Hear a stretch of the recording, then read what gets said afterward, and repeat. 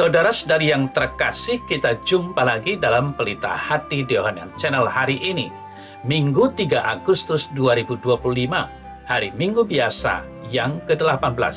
Bersama saya Romo Thomas Suratno SC dari komunitas SC Teluk Betung, Bandar Lampung, mendengar dan merenungkan sabda Tuhan, yakni firman Tuhan yang tersurat dalam Injil Lukas, bab atau pasal 12, ayat 13 sampai dengan ayat 21.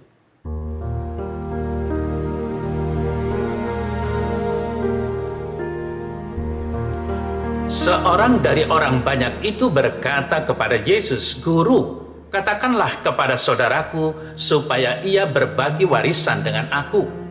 Tetapi Yesus berkata kepadanya, "Saudara, siapakah yang telah mengangkat aku menjadi hakim atau pengantara atas kamu?" Katanya lagi kepada mereka, "Berjaga-jagalah dan waspadalah terhadap segala ketamaan. Sebab walaupun seorang berlimpah-limpah hartanya, hidupnya tidaklah tergantung daripada kekayaannya itu." Kemudian ia mengatakan kepada mereka suatu perumpamaan, katanya, "Ada seorang kaya, tanahnya berlimpah-limpah hasilnya. Ia bertanya dalam hatinya, 'Apakah yang harus aku perbuat? Sebab aku tidak mempunyai tempat di mana aku dapat menyimpan hasil tanahku.' Lalu katanya, 'Inilah yang akan aku perbuat. Aku akan merombak lumbung-lumbungku dan aku akan mendirikan yang lebih besar, dan aku akan menyimpan di dalamnya segala gandum dan barang-barangku. Sesudah itu aku akan berkata kepada jiwaku, jiwaku, ada padamu banyak barang, tertimbun untuk bertahun-tahun lamanya. Beristirahatlah, makanlah, minumlah, dan bersenang-senanglah.' Tetapi firman Allah kepadanya, 'Hai engkau orang bodoh, pada malam ini juga jiwamu akan diambil daripadamu. Dan apa yang telah kau sediakan, untuk siapakah itu nanti?' Demikianlah jadinya dengan orang yang mengumpulkan harta bagi dirinya sendiri, jikalau ia tidak kaya di hadapan Allah."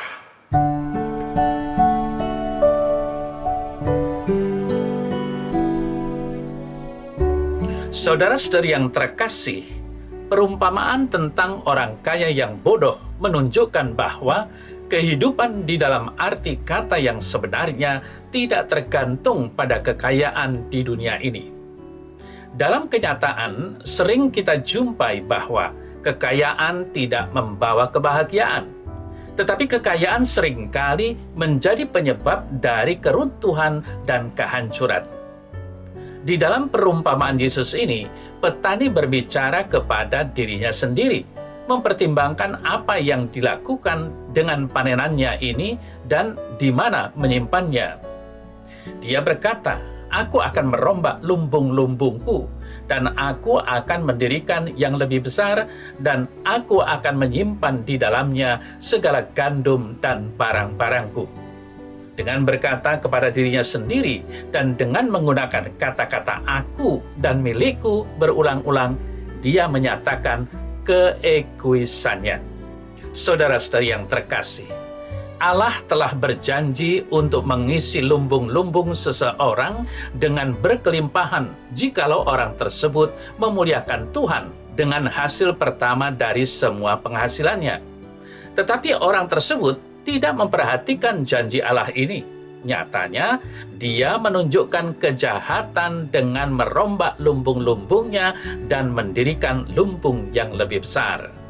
Orang ini benar-benar ingin mengontrol situasi. Baginya tidak perlu percaya dan bergantung kepada Allah. Lagi pula, membantu orang miskin tidak pernah ada di dalam pikirannya. Dia menunjukkan sikap cuek terhadap perintah kasih. Allah dan sesama tidak ada baginya. Dia hanya memikirkan dirinya sendiri. Saudara-saudari yang terkasih, sesudah itu aku akan berkata kepada jiwaku, jiwaku, ada padamu banyak barang, tertimbun untuk bertahun-tahun lamanya. Beristirahatlah, makanlah, minumlah, dan bersenang-senanglah. Orang kaya ini hanya menunjukkan kesenangan diri sendiri, bahkan memperkaya kehidupannya sendiri. Kesenangan diri sendiri sebenarnya menambah keegoisan. Kehidupannya tidak ditandai dengan dosa-dosa karena perbuatan, tetapi karena dosa pengabaian. Dia gagal mengucap syukur kepada Allah untuk kekayaan yang dia terima, dan dia mengabaikan untuk memperhatikan sesamanya yang membutuhkan. Tanpa Allah dan sesama, kehidupannya hanya berpusat pada diri sendiri tanpa ada Allah, dan dia ingin masa depannya aman. Saudara-saudari yang terkasih, Allah menyebut dia orang yang bodoh dan memberitahu dia bahwa kehidupannya akan berakhir malam itu juga. Dia akan kehilangan hidupnya dan seluruh kekayaannya. Malam ini juga jiwamu akan diambil daripadamu, dan apa yang telah kau sediakan untuk siapakah itu nanti? Pertanyaan ini bernada retorik dan terkandung di dalamnya bahwa sebenarnya kekayaan orang itu milik Allah. Dia yang memberikan kekayaan itu dan dia yang mengambilnya pada waktu yang sudah ditentukannya. Manusia harus menyadari bahwa Allah adalah pemilik ciptaan yang mulia ini, dan bahwa Allah telah menempatkan manusia sebagai pengurus di dalam dunia yang diciptakannya. Sebagai pengurus, manusia harus memberikan laporan berkala kepada Allah. Ketika manusia gagal melakukan hal ini dan bertindak seolah-olah dia adalah pemilik dari hartanya, dia melampaui hukum Allah dan dikutuk sebagai orang yang bodoh. Kapan saja manusia hidup untuk dirinya sendiri secara rohani, dia mati.